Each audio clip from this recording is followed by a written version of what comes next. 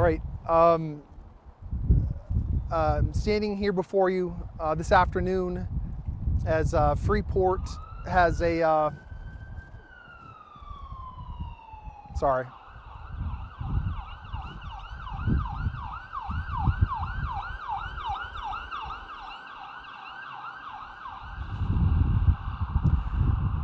Apologize. All right. So I'm standing before you this afternoon because Freeport has a young adolescent missing from his home. The young man is a student at Freeport High School. His name is Theo Ferreira. He's 14 years old, a freshman at the high school, and he was last seen walking north and east from Freeport towards Brunswick on the Flying Point Road yesterday around 4:30 to 5 p.m.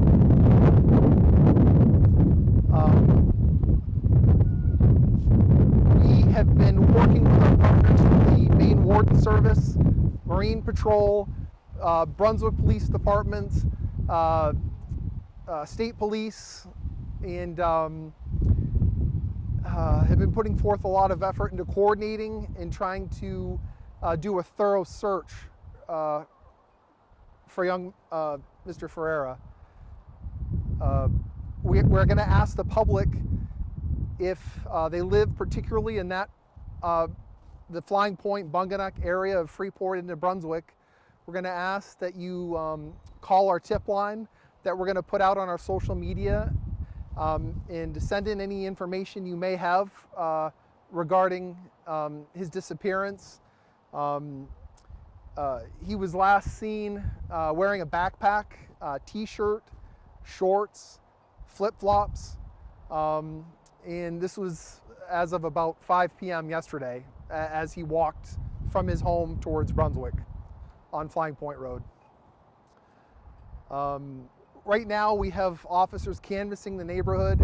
We're going to set up a temporary roadblock up there this afternoon and ask commuters traveling that road if they've seen anything, hand out some flyers, and see if we have anyone who traveled through yesterday who may have seen the young man. We're using, thanks to our law enforcement partners, we have the ability to use some canine assets, a few from our department, some from Brunswick, some from the Warden Service. We have boats out on the water that are assisting with the Marine Patrol and the Warden Service, as well as our own. We're using drones to search areas, and right now we're kind of in the initial to first phase of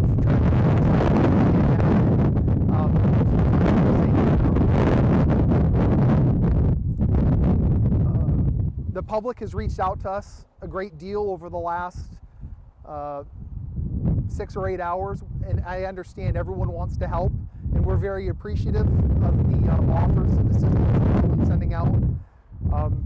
Right now, we're going to defer to the Maine Warden Service as the experts in search and rescue in kind of more rural areas, and I suspect that we may ask for help at some point, but right now we're going to ask that the public not self-deploy into the woods or in that area, just because we're working in that area, have been since last night. We've been working since about 10 o'clock last night with canines and officers to try to search specific areas, and we don't want to cross-contaminate scents and different things like that. So we're going to ask right now that the public not go into the woods or assist, but should that time come, we will ask for that through the media and through social media.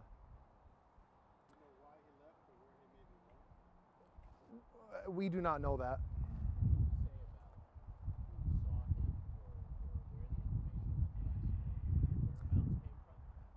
Right now, information that we've received has come from mostly people who commute on that road every day, and from neighbors who live in the area, passers-by.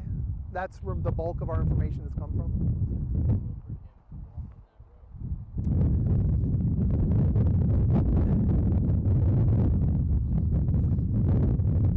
I think Freeport being a fairly small community, I think most of the young people in our schools have friends that are kind of interspersed throughout the community.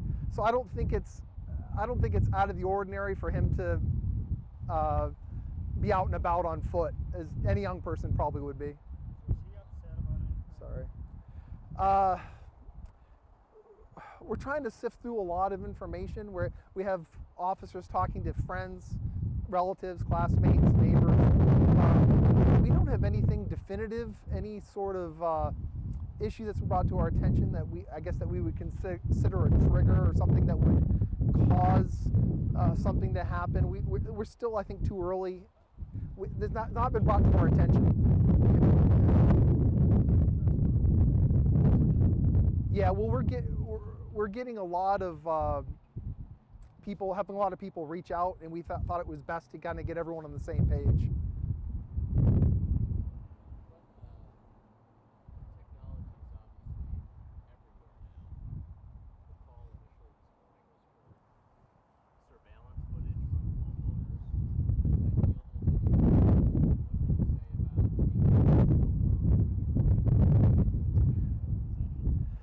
We're looking at all aspects of, with any possible connection to electronic surveillance capability. So definitely people with cell phone, ring cameras, home security systems that are pointed out towards the road in these neighborhoods. We're asking people to check them and see if, specifically yesterday between 4 and 9 p.m. to see if there's any footage of him while he's traveling. We do not believe he had his cell phone with him when he left the home. It depends, I guess. In this instance, I'm not sure it is. We've been led to believe that that's not entirely out of the ordinary.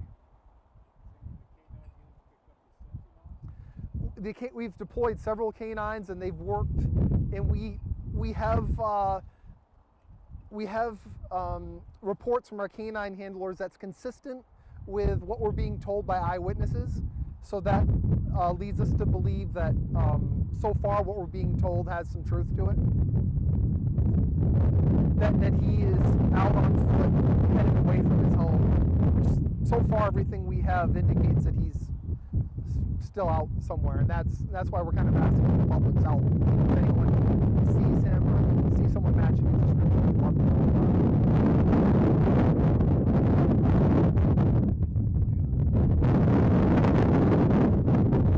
Yeah, there's challenges anytime you have a lot of moisture, a lot of rain, high winds. It makes operating boats, fixed wing aircraft, rotary wing aircraft, drones, it makes it challenging. It saps battery life. It's harder to stay on course. We've been fortunate because it's been sunny, but the wind and rain did not help us.